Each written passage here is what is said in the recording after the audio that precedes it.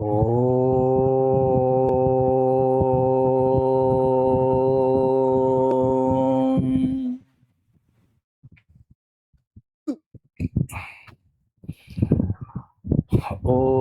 ಸಹನಾವವತು ಸಹನೌ ಭುನಕ್ತು ಸಹ ವೀರ್ಯಂಕರವಾವಹೈ ತೇಜಸ್ವಿನಾವಧೀತಮಸ್ತು ಮಾ ವಿದ್ವಿಷಾವಹೈ.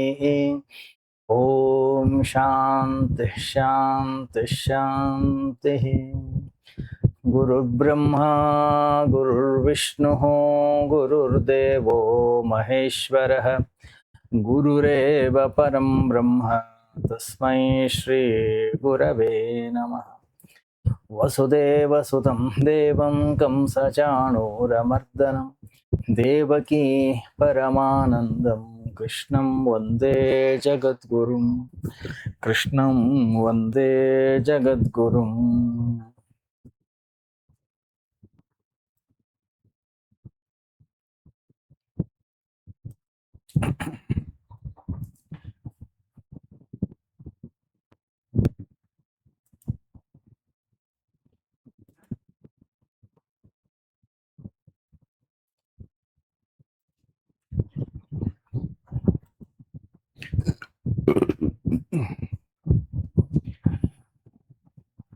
ಗುರುಪೂರ್ಣಿಮೆಯ ಈ ಶುಭ ದಿನದಂದು ಎಲ್ಲರಿಗೂ ಕೂಡ ಹಾರ್ದಿಕ ಶುಭಾಶಯಗಳು. ಪ್ರತಿಯೊಬ್ಬ ಸಾಧಕನ ಜೀವನದಲ್ಲಿ ಗುರು ಪೂರ್ಣಿಮೆಯ ಈ ಒಂದು ಹಬ್ಬ ಅತ್ಯಂತ ಮಹತ್ವದ ಸ್ಥಾನವನ್ನು ಪಡ್ಕೊಂಡಿದೆ. ಈ ದಿನದ ವಿಶೇಷತೆ ಮುಖ್ಯವಾಗಿ ಸಾಧಕನಿಗಾಗಿಯೇ ಇದೆ. ಗುರು ಎಂದೆಂದೂ ಉಪಲಬ್ಧರಾಗಿರ್ತಾರೆ. ಅವರ ಅಭಾವ ಅನ್ನುವಂಥದ್ದು ಯಾವತ್ತೂ ಇರೋದೇ ಇಲ್ಲ. ಆದರೆ ಸಾಧಕ ತನ್ನನ್ನು ತಾನು ಆಗಾಗ ನೆನಪಿಸಿಕೊಳ್ಬೇಕಾಗ್ತದೆ. ನಾನು ಎಲ್ಲಾದ್ರೂ ತಪ್ಪು ದಾರಿಯಲ್ಲಿ ಹೋಗ್ತಾ ಇದ್ದೇನಾ ಅಥವಾ ತಪ್ಪು ದಾರಿಯಲ್ಲಿ ಸಾಕ್ತಾ ಇಲ್ಲ ತಾನೆ? ಯಾಕೆಂದ್ರೆ ಮನುಷ್ಯ ಅನೇಕ ಬಾರಿ ದಾರಿಯನ್ನು ತಪ್ಪುತ್ತಾನೆ. ಸಾಧನೆಯ ಕ್ಷೇತ್ರದಲ್ಲೂ ಕೂಡ ಸಹ ಅವನು ತಪ್ಪಿ ಹೋಗ್ಬಹುದು. ಕೆಲವೊಮ್ಮೆ ಒಳ್ಳೆಯತನದ ಹೆಸರಿನಲ್ಲಿ ದಾರಿ ತಪ್ಪುತ್ತಾನೆ, ಕೆಲವೊಮ್ಮೆ ಕೆಟ್ಟತನದ ಕಡೆಗೆ ಜಾರ್ತಾನೆ, ಮತ್ತೊಮ್ಮೆ ತಾನೇ ಇತರರಿಗಿಂತ ಅತ್ಯಂತ ಶ್ರೇಷ್ಠ ಅಂತಕ್ಕಂಥ ರೀತಿಯಲ್ಲಿ ಭಾವಿಸಲಿಕ್ಕೆ ಪ್ರಾರಂಭಿಸ್ತಾನೆ. ಈ ಎಲ್ಲ ಅಪಾಯಗಳಿಂದ ನಮ್ಮನ್ನ ನಾವು ಕಾಪಾಡಿಕೊಳ್ಳಲು ವರ್ಷಕ್ಕೆ ಒಮ್ಮೆ ಆದರೂ ನಮ್ಮನ್ನು ನಾವು ನೆನಪಿಸಿಕೊಳ್ಬೇಕು. ನಾವು ಯಾರಿಗಿಂತೂ ಕೂಡ ದೊಡ್ಡವರಲ್ಲ.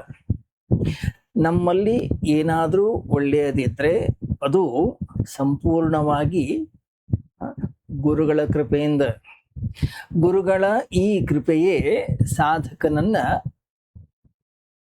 ರಕ್ಷಿಸ್ತದೆ. ಬೇರೆಯವರಿಂದ ದೂರ ಇರುವುದು ಬಹಳ ಸರಳ, ಬಹಳ ಸುಲಭ. ಇತರ ವ್ಯಕ್ತಿಗಳಿಂದ, ವಸ್ತುಗಳಿಂದ ನಾವು ದೂರ ಸರಿಬಹುದು. ಆದರೆ ಸ್ವಂತ ಮನಸ್ಸಿನಿಂದ ನಾವು ಎಲ್ಲಿ ಓಡಿ ಹೋಗ್ಲಿಕ್ಕೆ ಸಾಧ್ಯ? ಈ ಪ್ರಶ್ನೆಗೆ ಉತ್ತರವೇ ಈ ಗುರುಪೂರ್ಣಿಮೆಯ ಈ ಒಂದು ಹಬ್ಬ. ಈ ದಿನ ನಮಗೆ ಅತ್ಯಂತ ಮಹತ್ವದ ಸಂದೇಶವನ್ನ ನೀಡುತ್ತದೆ. ಪರಮಹಂಸರು ಹೇಳೋರು, ನೀನು ಯಾವಾಗಲೂ ಕೂಡ ಸಾಧಕನಾಗಿರು, ಗುರುವಾಗಬೇಡ. ಜೀವನ ಪೂರ್ತಿ ಸಾಧಕನಾಗಿ ಉಳಿಬೇಕು ಪ್ರತಿಯೊಬ್ಬ ವ್ಯಕ್ತಿ ಕೂಡ. ಯಾವ ಕ್ಷಣದಲ್ಲಿ ಮನುಷ್ಯ ತನ್ನನ್ನ ತಾನೇ ಗುರುವಿನ ಸ್ಥಾನದಲ್ಲಿ ಕೂಡಿಸಿಕೊಳ್ಳುತ್ತಾನೋ ಆ ಕ್ಷಣದಿಂದಲೇ ಅವನ ಎಲ್ಲ ಬೆಳವಣಿಗೆಯ ಎಲ್ಲ ಬಾಗಿಲುಗಳು ಮುಚ್ಚಿಕೊಳ್ತವೆ. ನಂತರ ಅವನು ತನ್ನದೇ ಅಹಂಕಾರದೊಳಗಡೆಗೆ ಸಿಕ್ಕಾಕೊಂಡು ಉಸಿರುಗಟ್ಟಲಿಕ್ಕೆ ಪ್ರಾರಂಭಿಸ್ತಾನೆ. ಈ ಉಸಿರುಗಟ್ಟುವ ಈ ಸ್ಥಿತಿಯಿಂದ ತಪ್ಪಿಸಿಕೊಳ್ಳಬೇಕಾದ್ರೆ ಜೀವನ ಪೂರ್ತಿ ನಾವು ಸಾಧಕರಾಗಿಯೇ ಉಳಿಬೇಕು. ಯಾವತ್ತು ನಾವು ಗುರು ಆಗಬಾರ್ದು. ಇದೇ ಗುರುಪೂರ್ಣಿಮೆಯ ನಿಜವಾದ ಸಂದೇಶ. ನಾವೆಲ್ಲರೂ ನಮ್ಮ ಸಾಧನೆಯ ಪಥದಲ್ಲಿ ಜೀವನ ಪೂರ್ತಿ ಸಾಧಕರಾಗಿ ಉಳಿಯೋಣ. ಆಗ ಪ್ರಶ್ನೆ ಉದ್ಭವ ಆಗುತ್ತೆ, ಹಾಗಾದ್ರೆ ಗುರು ಮಹಾರಾಜರು ಯಾರು, ಗುರುದೇವ್ ಯಾರು? ಪ್ರತಿಯೊಬ್ಬ ಸಾಧಕನ ಹೃದಯದಲ್ಲಿರ್ತಕ್ಕಂಥ ಒಂದು ದಿವ್ಯ ಶಕ್ತಿಯೇ ಗುರು. ಆ ಶಕ್ತಿಯ ಮೂಲಕವೇ ಮನುಷ್ಯ ತನ್ನ ಪ್ರತಿಯೊಂದು ಅನುಭವದಿಂದ ಕಲಿತಾನೆ. ತನ್ನ ಅನುಭವಗಳಿಂದ ಕಲಿಯಲು ಸಾಧ್ಯ ಆಗದೇ ಇರೋವನಿಗೆ ಈ ಜಗತ್ತಲ್ಲಿ ಯಾವ ಗುರುಗಳು ಕೂಡ ಅವನಿಗೆ ಕಲಿಸ್ಲಿಕ್ಕೆ ಸಾಧ್ಯ ಇಲ್ಲ. ಆದರೆ ತನ್ನ ಪ್ರತಿಯೊಂದು ಅನುಭವದಿಂದ ಕಲಿಯಬಲ್ಲವ ಅವನ ಹೃದಯದಲ್ಲಿ ಗುರು ಮಹಾರಾಜರು ಈಗಾಗಲೇ ಪ್ರತ್ಯಕ್ಷರಾಗಿದ್ದಾರೆ. ಆದ್ರಿಂದ ಗುರು ಅಂದರೆ ನಮ್ಮ ಕಲಿಯುವ ಸಾಮರ್ಥ್ಯ. ಹೀಗಾಗಿ ಜೀವನದ ಪ್ರತಿಯೊಂದು ಅನುಭವದಿಂದ ನಾವು ಕಲಿಬೇಕು. ಈ ಗುರು ಪೂರ್ಣಿಮೆಯ ಈ ದಿನದಲ್ಲಿ ಆ ಕಲಿಕೆಯ ವರವನ್ನ ಪಡೆದಿದ್ದಕ್ಕಾಗಿ ನಮ್ಮನ್ನ ನಾವು ಧನ್ಯ ಅನ್ನುವಂಥ ರೀತಿಯಲ್ಲಿ ನಾವೇ ಭಾವಿಸ್ಕೊಳ್ಬೇಕು. ಭಗವಂತ ನಮಗೆ ಸದಾ ಕಲಿಯುವ ಸಾಮರ್ಥ್ಯವನ್ನ ಕರುಣಿಸಲಿ. ಕಲಿಯುವ ಪ್ರಕ್ರಿಯೆ ಯಾವತ್ತೂ ಕೂಡ ನಿಲ್ಲಬಾರದು. ನಾವೆಲ್ಲರೂ ನಮ್ಮ ಜೀವನವನ್ನ 3 ಹಂತಗಳಲ್ಲಿ ನಡೆಸ್ತಾ ಇದ್ದೇವೆ. ಒಂದು ಭೌತಿಕ, ಇನ್ನೊಂದು ಮಾನಸಿಕ, ಮತ್ತೊಂದು ಆಧ್ಯಾತ್ಮಿಕ. ಈ 3 ಹಂತಗಳಿಗೂ ತಮ್ಮದೇ ಆದಂಥ ಒಂದು ಪೋಷಣೆ, ಆಹಾರಾದಿ ಇತ್ಯಾದಿಗಳು ಬೇಕಾಗ್ತದೆ. ಭೌತಿಕ ದೇಹಕ್ಕೆ ಉತ್ತಮ ಆಹಾರ ಬೇಕು, ಮನಸ್ಸಿಗೆ ಪ್ರೀತಿ, ಭಾವನಾತ್ಮಕವಾಗಿರ್ತಕ್ಕಂಥ ಬೆಂಬಲದ ಅವಶ್ಯಕತೆ ಇದೆ, ಒಂದು ಆತ್ಮೀಯತೆ ಬೇಕು. ಆಧ್ಯಾತ್ಮಿಕ ಹಂತ ಮಾತ್ರ ಎಲ್ಲದಕ್ಕೂ ಕೂಡ ಆಧಾರವಾಗಿರ್ತಕ್ಕಂಥದ್ದು. ಅದಕ್ಕೆ ಹೊರಗಿನಿಂದ ಯಾವುದೇ ಆಧಾರ ಅನ್ನೋದು ಬೇಕಾಗಿಲ್ಲ. ಇದೇ ಗುರು ಉಪಾಸನೆಯ ಪಯಣ. ನಮ್ಮ ಜೀವನದಲ್ಲಿ ಯಾರು ಬಂದರೂ ಅವರ ಕಾರಣದಿಂದ ನಮ್ಮ ಜೀವನದಲ್ಲಿ ಯಾವುದಾದ್ರೂ ಒಳ್ಳೆಯ ಬದಲಾವಣೆ ಅನ್ನುವಂಥದ್ದು ಉಂಟಾದರೆ ಅವರು ನಮ್ಮ ಭೌತಿಕ ಗುರುಗಳು. ನಾವು ಪ್ರತಿದಿನ ಪಠಿಸ್ತಕ್ಕಂತಹ ಶ್ಲೋಕವನ್ನ ನಾವು ನೆನಪು ಮಾಡ್ಕೊಳ್ಳೋಣ. ಏನದು? ಗುರುರ್ ಬ್ರಹ್ಮ ಗುರುರ್ ವಿಷ್ಣು ಗುರುರ್ದೇವೋ ಮಹೇಶ್ವರ ಗುರುರೇವ ಪರಂ ಬ್ರಹ್ಮ ತಸ್ಮೈ ಶ್ರೀ ಗುರವೇ ನಮಃ. ಏನ್ ಹೇಳಿ ಈ ಶ್ಲೋಕದ ಅರ್ಥ? ಗುರುವೇ ಪರಬ್ರಹ್ಮ, ಗುರುವೇ ವಿಷ್ಣು, ಗುರುವೇ ಶಿವ, ಅವನೇ ಪರಬ್ರಹ್ಮ ಕೂಡ. ಏನು ಹೇಳಿ ಬ್ರಹ್ಮನ ಕೆಲಸ? ಬ್ರಹ್ಮ ಸೃಷ್ಟಿಕರ್ತ. ಹಾಗಾದ್ರೆ ನಮ್ಮ ಜೀವನದಲ್ಲಿ ಸಮಸ್ಯೆಗಳನ್ನು ಸೃಷ್ಟಿಸುವ ಪ್ರತಿಯೊಬ್ಬರೂ ಕೂಡ ನಮ್ಮ ಬ್ರಹ್ಮ ಸ್ವರೂಪ ಗುರುಗಳು.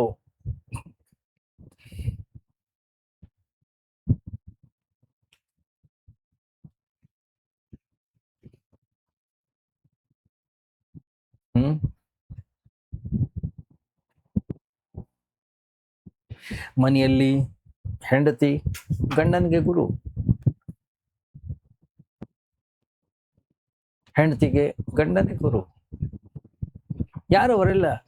ನಮ್ಮ ಜೀವನದಲ್ಲಿ ಯಾರ್ಯಾರು ಸಮಸ್ಯೆಗಳನ್ನು ಸೃಷ್ಟಿ ಮಾಡ್ತಾರೆ ಎಲ್ಲರೂ ಗುರುಗಳೇ. ಗಮನಿಸಿ ನೀವು, ಯಾವಾಗ ಹೇಳ್ತೀವಿ ನೋಡಿ ಹೆಂಡತಿ ಅಂತ ನೋಡಿ, ಸ್ವಾಮೀಜಿನ ಇದನ್ನ ಹೇಳ್ತಾ ಇದ್ದಾರೆ. ಯಾಕೆ ಹೇಳಿ? ನಮ್ಮ ಜೀವನದಲ್ಲಿ ಸಮಸ್ಯೆಗಳು ಬಂದಾಗ, ದುಃಖ ಬಂದಾಗ, ಪೆಟ್ಟುಗಳು ಬಿದ್ದಾಗ ನಾವು ವಿಚಾರವನ್ನ ಮಾಡ್ಲಿಕ್ಕೆ ಶುರು ಮಾಡ್ತೀವಿ. ಹಾಗಾದ್ರೆ ಇಡೀ ಜೀವನ ಹೀಗೆ ಇದೆಯಾ? ಇದರಿಂದ ಹೊರಗೆ ಬರ್ಲಿಕ್ಕೆ ಆಗೋದೇ ಇಲ್ಲ ನಮ್ಮ ಕೈಯಲ್ಲಿ. ಗಮನಿಸಿ, ಯಾವಾಗ ಈ ರೀತಿಯ ಚಿಂತನೆ ನನ್ನ ಅಂತಃಕರಣದ ಒಳಗಡೆಗೆ ಉಂಟಾಗ್ತದೋ ಆವಾಗ ಜೀವನವನ್ನ ಸಕಾರಾತ್ಮಕವಾಗಿರ್ತಕ್ಕಂತಹ ದೃಷ್ಟಿಯಿಂದ ನೋಡ್ಲಿಕ್ಕೆ ನಾವು ಆರಂಭ ಮಾಡ್ತೀವಿ. ಸಕಾರಾತ್ಮಕ ದೃಷ್ಟಿ ಅಂದ್ರೆ ಏನು? ಸಕಾರಾತ್ಮಕ ದೃಷ್ಟಿ ಅಂತಂದ್ರೆ ಜೀವನದ ಪ್ರತಿಯೊಂದು ಅನುಭವದಿಂದಲೂ ಕೂಡ ಕಲಿಯುವಂಥದ್ದು. ಕಲಿಯೋದಂದ್ರೆ ಏನು? ಜೀವನದಲ್ಲಿ ಪ್ರತಿಕ್ರಿಯಾರಹಿತನಾಗಿ ಜೀವಿಸುವಂಥದ್ದು. ಯಾವಾಗ ಜೀವನದ ಒಂದೊಂದು ಘಟನೆಗೂ ಕೂಡ ನಾವು ಪ್ರತಿಕ್ರಿಯೆಯನ್ನ ಮಾಡ್ತಾ ಕೂತ್ಕೊಳ್ತೀವಿ, ನಾವು ಕಲಿಯೋದಿಲ್ಲ. ಯಾಕಂದ್ರೆ ಯಾವಾಗ ನಾವು ಕಲೀಲಿಕ್ಕೆ ಆರಂಭ ಮಾಡ್ತೀವಿ, ಆವಾಗ ಮಾತ್ರ ನಾವು ಆಧ್ಯಾತ್ಮಿಕವಾಗಿ ಬೆಳಿತೇವೆ. ಯಾರು ಕಲಿತಾನೋ ಅವನಿಗೆ ಹೆಸರು ಸಾಧಕ, ಯಾರು ಕಲೀಲಿಕ್ಕೆ ತಯಾರಾಗಿದ್ದಾನೋ ಅವನಿಗೆ ಹೆಸರು ವಿದ್ಯಾರ್ಥಿ. ಯಾವಾಗ ನಾವು ಕಲೀಲಿಕ್ಕೆ ತಯಾರಿದ್ದೇವೋ ಜೀವನದ ಪ್ರತಿಯೊಂದು ಘಟನೆಯೂ ಕೂಡ ನಮಗೆ ಗುರು. ಯಾಕಂದ್ರೆ ನಮ್ಮ ಜೀವನದಲ್ಲಿ ಬರ್ತಕ್ಕಂಥ ಪ್ರತಿಯೊಂದು ಸಮಸ್ಯೆ, ಪ್ರತಿಯೊಂದು ಕಷ್ಟಗಳು ನಮಗೆ ಕಲಿಸ್ಲಿಕ್ಕೆ ಬರ್ತವೆ. ಆದ್ರಿಂದ ಗುರು ಪೂರ್ಣಿಮೆಯ ಈ ಶುಭ ದಿನದಂದು ನಾವು ಎಲ್ಲೋ ಗುರುಗಳನ್ನು ಹೊರಗಡೆ ಹುಡುಕುವ ಅವಶ್ಯಕತೆ ಇಲ್ಲ. ಗಮನಿಸಿ ನೀವು, ಹೊಟ್ಟೆ ಹಸಿವು ನಮ್ಮ ಹೊಟ್ಟೆಯಲ್ಲಿದೆ, ಆಹಾರ ಹೊರಗಡೆ ಇದೆ. ಆಹಾರ ತಟ್ಟೆಯಲ್ಲಿ ಇದ್ದು ಹಸಿವು ತೀರ್ಸ್ಕೊಳ್ಳಿಕ್ಕೆ ಸಾಧ್ಯ ಇಲ್ಲ. ಆ ಆಹಾರ ತಟ್ಟೆಯಿಂದ ಹೊಟ್ಟೆ ಒಳಗಡೆ ಹೋಗಬೇಕು, ಆಗ ಮಾತ್ರ ಈ ಹಸಿವೆ ಅನ್ನುವಂಥದ್ದು ತೀರುತ್ತೆ, ಆವಾಗ ಮಾತ್ರ ಹೊಟ್ಟೆ ತುಂಬುತ್ತೆ. ಹಾಗೆ ನಮ್ಮ ಸಮಸ್ಯೆ, ನಮ್ಮ ತಾಪತ್ರಯಗಳು, ನಮ್ಮ ದುಃಖ, ನಮ್ಮ ಕಷ್ಟ ನಮ್ಮ ಅಂತಃಕರಣದ ಒಳಗಡೆಗಿದೆ. ಹಾಗಾಗಿ ಪರಿಹಾರ ಕೂಡ ಮನಸ್ಸಿನವರೆಗೆ ತಲುಪಬೇಕು. ಹೊರಗಡೆನೆ ಉಳಿದ್ರೆ ಪ್ರಯೋಜನವಿಲ್ಲ. ಮನಸ್ಸಿನ ಒಳಗಡೆ ಹೇಗೆ ತಲುಪೋದು? ಅದಕ್ಕಿರ್ತಕ್ಕಂಥ ಮಾರ್ಗ ಒಂದೇ. ಏನದು? ನಿರಂತರವಾಗಿ ಕಲಿಯತಕ್ಕಂಥ ಒಂದು ಮನೋಭಾವ. ಅದರಿಂದಲೇ ನಾವು ಆ ದೃಷ್ಟಿಕೋನವನ್ನು ಇಟ್ಕೊಂಡೇ ನಾವು ಬದುಕಬೇಕು. ಅದರಿಂದ ಗುರು ಅಂತಂದ್ರೆ ನಮ್ಮ ಪ್ರತಿಯೊಂದು ಅನುಭವದಿಂದ ಕಲಿಯುವ ಸಾಮರ್ಥ್ಯ. ಈ ಜಗತ್ತೇ ನಮಗೆ ಅನುಭವಗಳನ್ನ ನೀಡುತ್ತದೆ. ಆದ್ರೆ ನಾವು ಜಗತ್ತಿನ ಮೋಹದಲ್ಲಿ ಎಷ್ಟೋ ಮಟ್ಟಿಗೆ ಕಳೆದು ಹೋಗ್ಬಿಟ್ಟಿದ್ದೀವಿ. ಆದ್ರಿಂದಲೇ ಸಮಸ್ಯೆಗಳು ಬರ್ತವೆ. ನಿಜವಾಗಿಯೂ ಪ್ರತಿಯೊಂದು ಸಮಸ್ಯೆಯೂ ದೇವರ ಆಶೀರ್ವಾದದ ರೂಪದಲ್ಲಿ ಕಳುಹಿಸಿರ್ತಕ್ಕಂಥ ಒಂದು ವರವೇ. ದೇವರಿಗೆ ನಿರ್ದಿಷ್ಟವಾಗಿರ್ತಕ್ಕಂಥ ಹೆಸರಿಲ್ಲ, ಒಂದು ರೂಪ ಇಲ್ಲ, ಅವನಿಗೆ ಕೈ ಕಾಲುಗಳು ಕೂಡ ಇಲ್ಲ. ಹಾಗಾದ್ರೆ ಅವನೇನ್ ಮಾಡ್ತಾನೆ? ಅವನು ನಮ್ಮ ಸುತ್ತಮುತ್ತಲೂ ಇರ್ತಕ್ಕಂತಹ ಮನುಷ್ಯರ ಕೈ, ಕಾಲು, ಬಾಯಿ, ಅವರ ವ್ಯಕ್ತಿತ್ವಗಳನ್ನ ಸಾಧನವಾಗಿ ಬಳಸ್ತಾನೆ. ಅವರ ಮೂಲಕವೇ ನಮ್ಮ ಜೀವನದ ಒಳಗಡೆಗೆ ಪ್ರವೇಶವನ್ನ ಮಾಡ್ತಾನೆ. ಇಲ್ಲಿ ನಾವು ಒಂದು ಮೂಲಭೂತವಾಗಿರ್ತಕ್ಕಂತಹ ಸತ್ಯವನ್ನ ತಿಳಿಬೇಕು. ಸಮುದ್ರ ಅಲೆ ಆಗ್ಬಹುದು, ಆದ್ರೆ ಅಲೆ ಎಂದಿಗೂ ಕೂಡ ಸಮುದ್ರ ಆಗೋದಿಲ್ಲ. ಈ ಸತ್ಯವನ್ನ ಸ್ಪಷ್ಟಪಡಿಸ್ತಕ್ಕಂಥ ಒಂದು ಅನುಭವವನ್ನ ನಾನು ನಿಮಗೆ ಹೇಳ್ತೀನಿ. ಈ ಸತ್ಯವನ್ನ ಅರ್ಥ ಮಾಡಿಕೊಳ್ಳು ಒಂದು ಘಟನೆಯನ್ನ ನಾವು ನೋಡೋಣ. ಬಹಳ ವರ್ಷಗಳ ಹಿಂದೆ ದೂರದ ಊರು, ಅಲ್ಲಿ ಹೋಗಿದ್ದೆ ನಾನು. ಅಲ್ಲಿ ಒಬ್ಬ ತಾಯಿ ಮತ್ತೆ ಅವ್ರ ಮಗಳು ಭೇಟಿ ಆಗ್ಲಿಕ್ಕೆ ಬಂದಿದ್ರು. ಹುಡುಗಿಯ ವಯಸ್ಸು ಒಂದು 23-24 ವರ್ಷ ಇರ್ಬೋದು. ಅದಕ್ಕೂ ಮುಂಚೆ ನಾಯೇನು ಅವರನ್ನ ನೋಡಿರ್ಲಿಲ್ಲ, ಯಾವತ್ತೂ ಕೂಡ ಅವ್ರನ್ನ ಮಾತಾಡ್ಸಿರ್ಲಿಲ್ಲ. ಸತ್ಸಂಗಕ್ಕೆ ಬಂದಿದ್ರು. ಸತ್ಸಂಗ ಮುಗಿದ ನಂತರ ಸ್ವಲ್ಪ ಹಣ್ಣುಗಳನ್ನ ತೆಗೆದುಕೊಂಡು ನನ್ನ ಬಳಿ ಬಂದು ಅವರು ಹೇಳಿದರು, ಸ್ವಾಮೀಜಿ, ನಾವು ನಿಮಗೆ ಕೃತಜ್ಞತೆಯನ್ನ, ಧನ್ಯವಾದವನ್ನು ಹೇಳಲಿಕ್ಕೆ ಬಂದಿದ್ದೇವೆ. ಸಂತೋಷ, ಬನ್ನಿ. ನನಗೇನಕ್ಕೆ ಧನ್ಯವಾದ, ನನಗೇಕೆ ಕೃತಜ್ಞತೆಯನ್ನು ಸಲ್ಲಿಸಲಿಕ್ಕೆ ನೀವು ಬಂದಿದ್ದೀರಿ? ಸ್ವಾಮೀಜಿ, ನೀವು ಒಂದು ದಿವಸ ನಮ್ಮ ಮನೆಗೆ ಬಂದಿದ್ರಿ.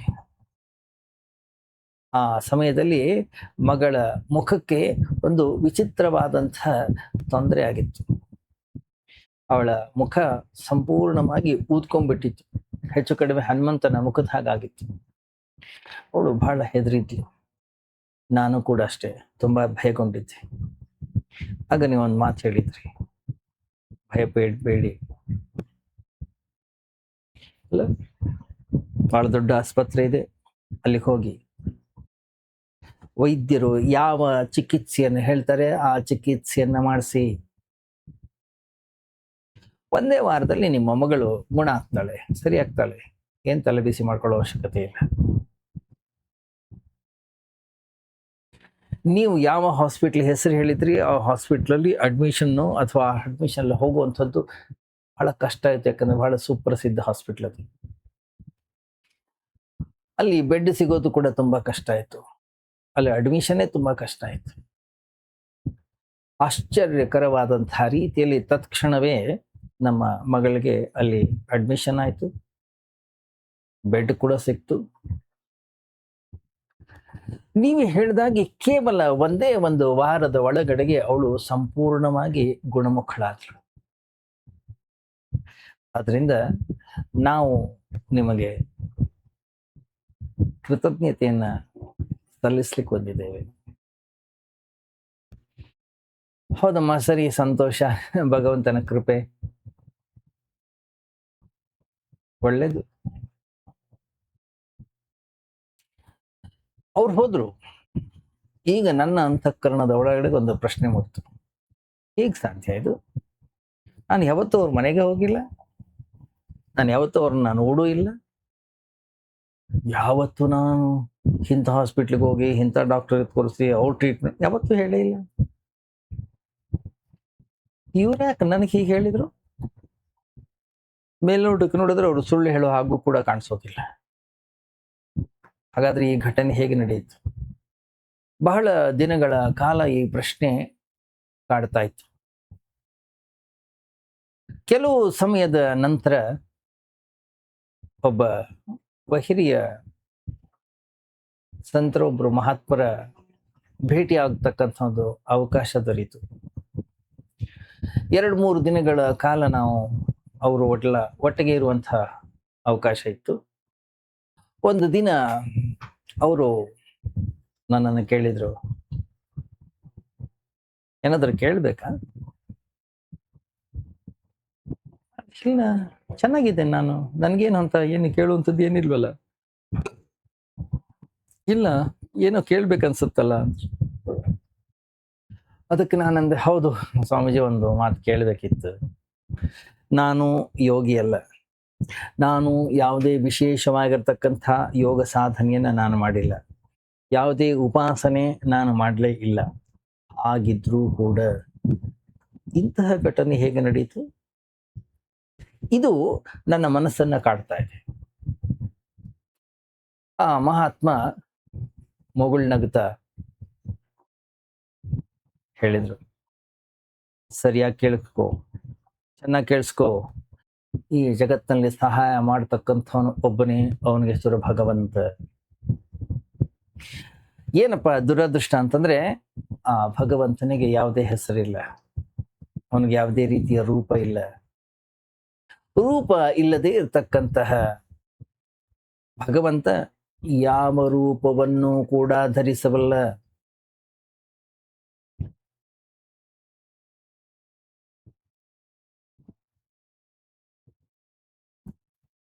ಅವನಿಗೆ ಯಾವುದೇ ಆಕಾರವಿಲ್ಲ, ಅವನು ಯಾವ ಆಕಾರವನ್ನು ಬೇಕಾದ್ರೆ ಧರಿಸಬಲ್ಲ. ಯಾಕಂತಂದ್ರೆ ನೀರನ್ನು ಒಂದು ಪಾತ್ರೆಯಲ್ಲಿ ಹಾಕಿದರೆ ಪಾತ್ರೆ ಆಕಾರವನ್ನೇ ತಾಳ್ತದದು. ಅದು ಚೌಕಾಗಿರ್ತಕ್ಕಂಥ ಪಾತ್ರೆಯಲ್ಲಿ ಹಾಕಿದರೆ ಚೌಕಾಗಿರುತ್ತೆ. ಉದ್ದವಾದ ಅಥವಾ ಗೋಲಾಕಾರದ ಪಾತ್ರೆ ಗೋಲಾಕಾರವಾಗುತ್ತೆ, ಉದ್ದವಾಗಿರುತ್ತೆ. ಅಥವಾ ಒಂದು ಸಣ್ಣ ಕೊಳವೆಯಲ್ಲಿ ಹಾಕಿದ್ರೆ ಕೊಳವೆ ಆಕಾರವನ್ನೇ ತಾಳುತ್ತೆ. ಅದಕ್ಕೆ ಯಾವುದೇ ತೊಂದರೆ ಇಲ್ಲ. ಆಕಾಶ ಕೂಡ ಅಷ್ಟೇ, ಆಕಾಶವು ಕೂಡ ಯಾವುದೇ ಆಕಾರಕ್ಕೆ ಅಂಟುಕೊಂಡಿಲ್ಲ. ಅದೇ ರೀತಿಯಾಗಿ ಭಗವಂತ ಕೂಡ ಅಷ್ಟೇ ನಿರ್ಗುಣ, ನಿರಾಕಾರ. ಆದ್ರಿಂದ ಅವನನ್ನು ಯಾವ ಹೆಸರು ಹಿಡಿದು ಬೇಕಾದರೂ ಕೂಡ ನಾವು ಕರಿಬಹುದು. ಅವನು ಯಾವ ರೂಪವನ್ನು ಬೇಕಾದ್ರೂ ಧರಿಸಬಹುದು, ಯಾವ ರೂಪವನ್ನು ಬೇಕಾದ್ರೂ ಅವನು ಸ್ವೀಕಾರ ಮಾಡಬಹುದು. ತನ್ನ ಭಕ್ತನಿಗೆ ಯಾವ ರೂಪದಲ್ಲಿ ಸಹಾಯವನ್ನ ಮಾಡಿದರೆ ಒಳಿತಾಗ್ತದೆ ಅವನಿಗೆ ಚೆನ್ನಾಗಿ ಗೊತ್ತು.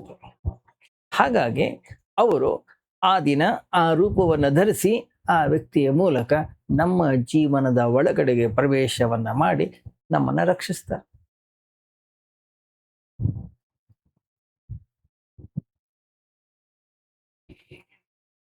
ಒಂದು ವಿಷಯ ನೆನ್ಪಿಟ್ಕೊಳ್ಬೇಕು, ಸಮುದ್ರ ಅಲೆ ಆಗಬಹುದು, ಆದ್ರೆ ಅಲೆ ಎಂದು ಕೂಡ ಸಮುದ್ರ ಆಗೋದಿಲ್ಲ. ಇದರರ್ಥ ಏನೋ, ಭಗವಂತ ನಮ್ಮ ಜೀವನದಲ್ಲಿ ಅನೇಕ ವ್ಯಕ್ತಿಗಳ ರೂಪದಲ್ಲಿ ಬರಬಹುದು, ಆದರೆ ಯಾವುದೇ ವ್ಯಕ್ತಿ ತನ್ನಿಂದಲೇ ಭಗವಂತನಾಗೋದಿಲ್ಲ. ಭಗವಂತನ ಕೃಪೆಯೇ ಆ ವ್ಯಕ್ತಿಯ ಮೂಲಕ ಕಾರ್ಯವನ್ನ ನಿರ್ವಹಿಸ್ತದೆ. ನಮ್ಮ ಜೀವನದಲ್ಲಿ ನಡೀತಕ್ಕಂತಹ ಪ್ರತಿಯೊಂದು ಅನುಭವವೂ ಕೂಡ ಆಂತರಿಕ ದೃಷ್ಟಿಯಿಂದ ಯಾವತ್ತು ನಾವು ನೋಡ್ಲಿಕ್ಕೆ ಕಲಿತೀವಿ, ಆಗ ಮಾತ್ರ ನಮಗೆ ಸತ್ಯದ ಅನುಭವ ನಮಗಾಗುತ್ತೆ. ಈ ಆಂತರಿಕ ದೃಷ್ಟಿ ಯಾವಾಗ ಆರಂಭ ಆಗುತ್ತೆ? ನಾವು ಕಲೀಲಿಕ್ಕೆ ಆರಂಭ ಮಾಡಿದಾಗ. ಕಲಿಯಲು ಆರಂಭಿಸಿದ ಕ್ಷಣವೇ ಒಬ್ಬ ಸಾಧಕನ ಜನನವಾಗುತ್ತೆ. ಸಾಧಕ ಅಂತಂದ್ರೆ ನಿರಂತರವಾಗಿ ಕಲಿತಕ್ಕಂಥವನು. ಅಂತಹ ಸಾಧಕನೇ ನಿಜವಾದ ಅರ್ಥದಲ್ಲಿ ಬ್ರಹ್ಮನ ಸೃಷ್ಟಿ. ಆದ್ರಿಂದ ನಮ್ಮ ಜೀವನದಲ್ಲಿ ಯಾರಿಂದಲಾದ್ರೂ, ಯಾವುದಾದ್ರೂ ಘಟನೆಯಿಂದಲಾದ್ರೂ ನಮ್ಮ ಜೀವನದಲ್ಲಿ ಉನ್ನತ ದಿಕ್ಕಿನ ಕಡೆಗೆ, ಶ್ರೇಷ್ಠತೆಯ ಕಡೆಗೆ ನಮ್ಮ ಗುರಿ, ನಮ್ಮ ಲಕ್ಷ್ಯ ತಿರುಗಿದ್ರೆ ಅದು ಕೇವಲ ಒಂದು ಘಟನೆ ಅಲ್ಲ, ಮತ್ತೆ ಅದೊಂದು ಭಗವಂತನ ಕೃಪೆ. ನಮ್ಮ ಜೀವನದಲ್ಲಿ ಗುರುಗಳ ಆಗಮನ. ಆದ್ರಿಂದ ಗುರುವನ್ನ ಹೊರಗಿನ ಯಾವುದೋ ಒಬ್ಬ ವ್ಯಕ್ತಿಯ ರೂಪದಲ್ಲಿ ದಯವಿಟ್ಟು ಹುಡುಕ್ಲಿಕ್ಕೆ ಹೋಗಬೇಡಿ. ಪ್ರತಿಯೊಂದು ಅನುಭವದ ಮೂಲಕ ನಮ್ಮ ಜೀವನದಲ್ಲಿ ನಾವು ಕಲಿಬೇಕು. ಆವಾಗ ಮಾತ್ರ ನಮ್ಮೊಳಗಡೆಗೆ ಒಬ್ಬ ಸಾಧಕನ ಜನ್ಮವಾಗುತ್ತೆ. ಸಾಧಕ ಅಂತಕ್ಕಂಥ ಹುಟ್ಟಿದಾನೆ. ಸಾಧಕ ಅನ್ನುವಂಥದ್ದು ಹುಟ್ಟಿದಾಗಲೇ ಗುರುರ್ ಬ್ರಹ್ಮ, ಆ ಶ್ಲೋಕದ ಅರ್ಥ ಜೀವಂತವಾಗುತ್ತೆ. ಏನಪ್ಪಾ ನಮ್ಮ ಸಮಸ್ಯೆ? ನಮ್ಮ ಸಮಸ್ಯೆ ಏನಂತಂದ್ರೆ ನಾವು ಕಲಿಯೋದನ್ನ ನಿರಾಕರಿಸ್ತೇವೆ, ಕಲೀಲಿಕ್ಕೆ ನಾವು ತಯಾರಿಲ್ಲ. ಪ್ರತಿಯೊಂದು ಅನುಭವವನ್ನು ನಮಗೆ ಏನನ್ನಾದ್ರೂ ಕಲೀಲಿಕ್ಕಾಗಿ ಕಳಿಸೋದು ಭಗವಂತ. ಏನೇ ಸಮಸ್ಯೆಗಳು ಬರಲಿ, ನಾವೇನು ಮಾಡ್ತೀವಿ? ದೂರು ಕೊಡ್ತೀವಿ, ಕಂಪ್ಲೇಂಟ್ ಮಾಡ್ತೀವಿ, ನಾವು ಮತ್ತೊಬ್ಬರನ್ನ ದ್ವೇಷ ಮಾಡ್ತೀವಿ, ಪರಿಸ್ಥಿತಿಯವ್ರ ಜೊತೆಗೆ ಹೋರಾಡ್ತೀವಿ, ಗಲಾಟೆ ಮಾಡ್ಕೊಳ್ತೀವಿ, ಘರ್ಷಣೆಯನ್ನ ಮಾಡ್ಕೊಳ್ತೀವಿ. ಒಂದು ವಿಷಯವನ್ನ ನಾವು ಸದಾ ನೆನ್ಪಿಟ್ಕೊಳ್ಬೇಕು, ಯಾರಾದ್ರೂ ನಮ್ಮನ್ನು ಗುರು ಅಂತ ಕರೆದ್ರು, ನನ್ನನ್ನು ನಾನು ಗುರು ಅಂತಕ್ಕಂಥ ರೀತಿಯಲ್ಲಿ ಎಂದು ತಿಳ್ಕೊಂಡು ನನ್ನ ಕಲಿಯುವ ಪ್ರಕ್ರಿಯೆ ನಿಂತು ಹೋಗ್ಬಿಡುತ್ತೆ. ಆದ್ರಿಂದ ಯಾವತ್ತೂ ಕೂಡ ನಾನು ಎಲ್ಲವನ್ನೂ ತಿಳಿದವನು, ನಾನೇ ದೊಡ್ಡವ ಅನ್ನುವಂಥ ಭಾವನೆ ಇರಬಾರ್ದು. ಮತ್ತೆ ಜೀವನ ಪೂರ್ತಿಯಾಗಿ ನಾವು ಸಾಧಕರಾಗಿ ಉಳಿಬೇಕು. ಆವಾಗ ಮಾತ್ರ ನಿಜವಾದ ಗುರುವಿನ ದರ್ಶನ. ಶ್ಲೋಕ ಮುಂದುವರಿಯುತ್ತೆ. ಗುರುರ್ ವಿಷ್ಣು, ವಿಷ್ಣುವಿನ ಕೆಲಸ ಏನು? ವಿಷ್ಣುವಿನ ಕೆಲಸ ಪಾಲನೆ, ಕಾರ್ಯ, ಸ್ಥಿತಿ.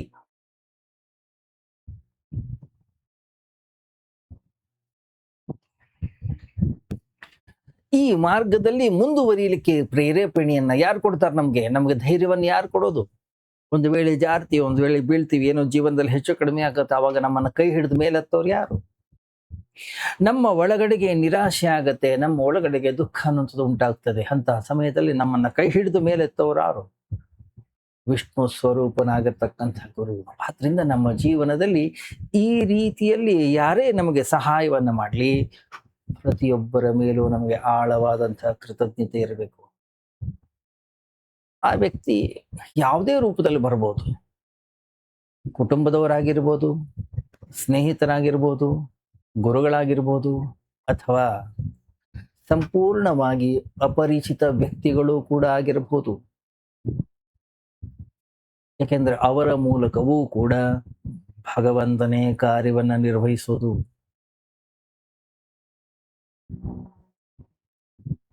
ಗುರುರ್ದೇವೋ ಮಹೇಶ್ವರ. ಗಮನಿಸಿ, ಆಧ್ಯಾತ್ಮಿಕ ಮಾರ್ಗದಲ್ಲಿ ಸಾಗುವಾಗ ಅನೇಕ ರೀತಿಯ ಅಡೆತಡೆಗಳು ಬರೋದು ಬಹಳ ಸಹಜ. ಸಂದೇಹಗಳು ಬರ್ತವೆ, ಭಯ ಬರುತ್ತೆ, ದುರ್ಬಲತೆ ಅನ್ನೊಂದ್ಸದು ಬರುತ್ತೆ, ಅಹಂಕಾರ ಅನ್ನೊಂದ್ಸದು ತಲೆದೋರುತ್ತೆ, ಆಸಕ್ತಿ, ಬಂಧನ, ನಿರಾಶೆ, ಸೋಲು ಎಲ್ಲ ಎದುರಾಗ್ತಾನೆ ಇರ್ತವೆ. ಆವಾಗ ಶಿವನ ಕಾರ್ಯ ಆರಂಭ ಆಗುತ್ತೆ. ಯಾರು ಭಗವಂತ ಶಿವ? ಶಿವ ವಿನಾಶಕ. ಅವನು ನಮ್ಮನ್ನ ವಿನಾಶ ಮಾಡೋದಿಲ್ಲ, ನಮ್ಮನ್ನ ಸಾಯಿಸೋದಿಲ್ಲ. ಮತ್ತೆ ನಮ್ಮ ಅಜ್ಞಾನವನ್ನ, ನಮ್ಮ ದುರ್ಬಲತೆಗಳನ್ನ, ನಮ್ಮ ಮಿತಿಗಳನ್ನ, ನಮ್ಮ ಅಹಂಕಾರವನ್ನ,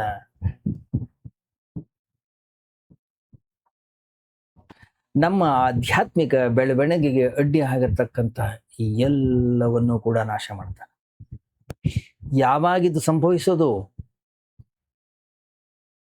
ಯಾವಾಗ ನಾವು ಸಮಸ್ಯೆಗಳನ್ನ ಕೇವಲ ಸಮಸ್ಯೆಗಳನ್ನಾಗಿ ನೋಡದೆ ಸವಾಲುಗಳನ್ನಾಗಿ ಸ್ವೀಕಾರ ಮಾಡಿದಾಗ ಮಾತ್ರ.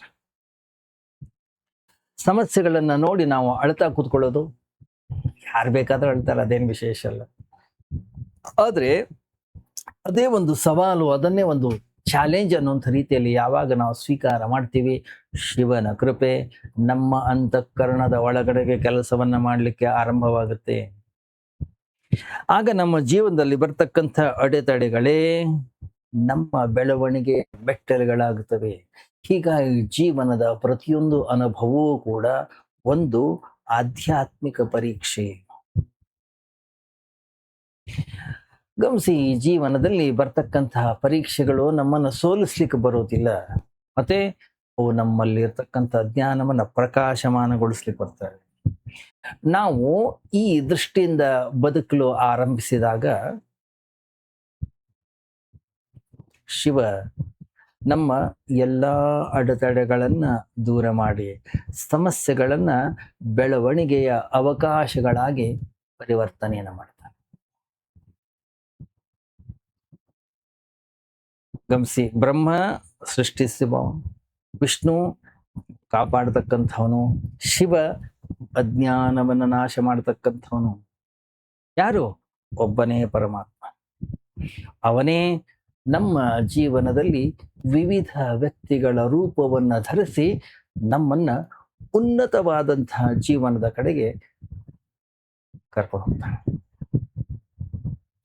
ಈ ಮೂರು ರೂಪ,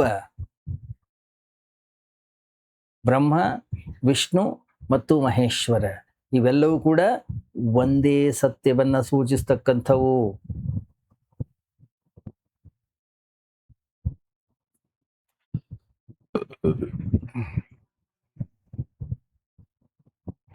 ಗುರು ಸಾಕ್ಷಾತ್ ಪರಬ್ರಹ್ಮ. ಗುರು ಪರಬ್ರಹ್ಮ ಸಾಕ್ಷಾತ್ ಸ್ವರೂಪ. ಏನದು? ಉನ್ನತ ಗುರಿಯ ಕಡೆಗೆ ಕರ್ಕೊಂಡು ಹೋಗ್ತಕ್ಕಂಥ,